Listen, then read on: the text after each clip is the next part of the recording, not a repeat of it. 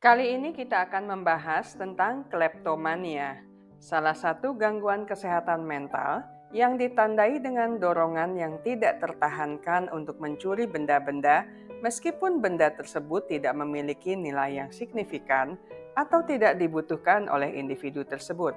Tindakan pencurian ini seringkali dilakukan secara impulsif dan tanpa perencanaan yang matang.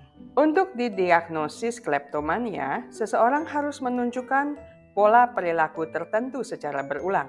Pertama, mereka merasakan dorongan yang sangat kuat dan sulit ditolak untuk mencuri, bahkan untuk benda-benda yang tidak memiliki nilai atau kegunaan bagi mereka.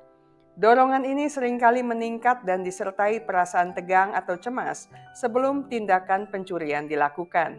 Setelah mencuri, mereka seringkali merasa lega atau puas, meskipun sadar bahwa tindakan tersebut salah. Perilaku mencuri ini umumnya dilakukan secara impulsif dan tanpa perencanaan matang, bahkan di tempat yang familiar. Penderita kleptomania juga cenderung menyembunyikan barang curian atau mungkin memiliki ritual tertentu sebelum atau setelah melakukan pencurian. Yang membedakan kleptomania dengan pencurian biasa adalah motifnya. Kleptomania tidak didorong oleh kebutuhan materi atau emosi seperti marah atau dendam, melainkan oleh dorongan yang tidak terkendali. Terakhir, kebiasaan mencuri ini harus mengganggu kehidupan sehari-hari mereka, menyebabkan masalah dalam hubungan sosial, pekerjaan, atau aspek penting lainnya. Jika kita melihat dari segi gender, kleptomania cenderung lebih sering dialami oleh perempuan dibandingkan laki-laki. Meskipun begitu, hingga saat ini para ahli belum sepenuhnya memahami mengapa hal ini terjadi. Mengenai seberapa banyak orang yang mengalami kleptomania di seluruh dunia termasuk di Indonesia, informasi yang kita miliki masih sangat terbatas. Perkiraan yang ada menyebutkan bahwa gangguan ini termasuk dalam kategori yang jarang terjadi. Dengan kata lain, meskipun tidak banyak data yang akurat, kita bisa menyimpulkan bahwa kleptomania bukan merupakan gangguan yang umum ditemukan pada populasi. Sampai saat ini, para ahli belum sepenuhnya memahami apa yang menyebabkan seseorang mengalami kleptomania. Namun beberapa faktor diperkirakan berperan dalam munculnya gangguan ini. Salah satu faktor yang sering dikaitkan dengan kleptomania adalah faktor genetik. Penelitian menunjukkan bahwa ada kemungkinan faktor keturunan yang membuat seseorang lebih rentan mengalami gangguan ini.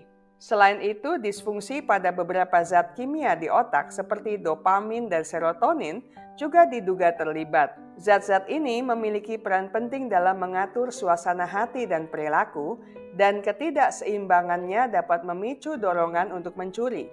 Faktor psikologis seperti trauma masa kecil, gangguan kecemasan, dan depresi juga seringkali muncul bersamaan dengan kleptomania.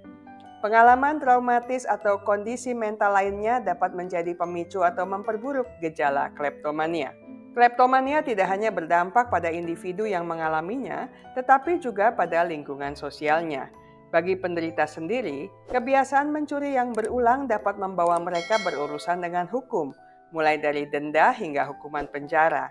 Selain itu, mereka seringkali merasa cemas, depresi, dan malu karena menyadari bahwa tindakan mereka salah. Rasa bersalah yang mendalam dapat merusak harga diri dan mengganggu kehidupan sehari-hari mereka. Dampak finansial juga menjadi masalah besar karena mereka harus menanggung biaya hukum dan mungkin juga diharuskan mengganti kerugian atas barang yang dicuri. Di sisi lain, kleptomania juga merusak hubungan sosial penderita dengan orang-orang di sekitarnya. Kepercayaan keluarga, teman, dan rekan kerja akan sulit dibangun kembali setelah terbongkarnya kebiasaan mencuri.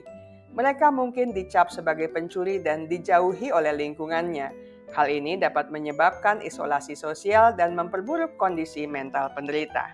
Mencegah kleptomania secara pasti memang sulit, mengingat kompleksitas penyebabnya.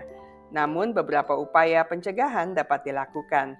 Mengelola stres dengan baik, seperti melakukan teknik relaksasi atau olahraga, dapat membantu mengurangi ketegangan emosional yang seringkali menjadi pemicu tindakan impulsif. Selain itu, mengatasi trauma masa lalu dengan bantuan terapi juga penting, karena trauma dapat menjadi salah satu faktor risiko.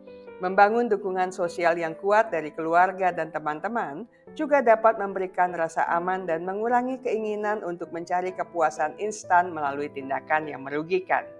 Jika seseorang sudah didiagnosis mengalami kleptomania, penanganan yang komprehensif sangat diperlukan.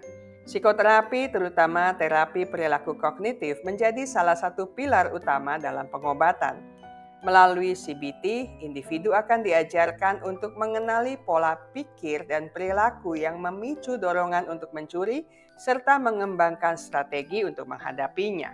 Obat-obatan juga sering digunakan sebagai bagian dari pengobatan. Antidepresan dan obat penstabil mood dapat membantu mengurangi gejala depresi, kecemasan, dan impulsivitas yang sering menyertai kleptomania. Terakhir, bergabung dalam kelompok pendukung dapat memberikan manfaat yang sangat besar bagi penderita kleptomania.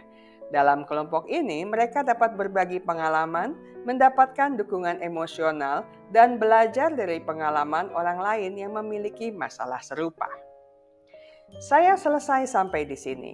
Kita akan bertemu di minggu mendatang dengan video menarik lainnya.